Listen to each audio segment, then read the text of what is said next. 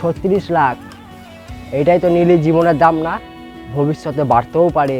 তুই এইটা ভুলে গেছিস যে তোর সামনে যে দাঁড়িয়ে রয়েছে না, সে হলো নীলির বাবা, আর তার বাবা এত সহজে হাঁটতে পারবে না। আপনি কি ভেবেছেন নেটওয়ার্ক শুধু আপনাদের কাছে আছে? এই শহরের একটা খবর রাখে এই মান্নান। বাড়ি দিয়ে ঢোকার সময় দেখছিলাম সিসিটিভি ক্যামেরা লাগানো আছে, কিন্তু দেখে মনে হচ্ছে ক্যামেরাটা চলে না।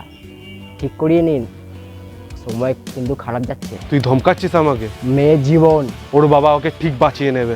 নিজেকে বাঁচিয়ে নেবেন? আমার মরা বাঁচা তো ভগবানের কাছে লেখা আছে, কিন্তু তোর মতন ক্রিমিনালদের, ঠিক আছে, মরা বাঁচা আমার হাতে লেখা আছে। আল্লাহ হাফিজ। এরপরে দেখাও হবে, কথাও হবে, কিন্তু অন্য ভাষায়।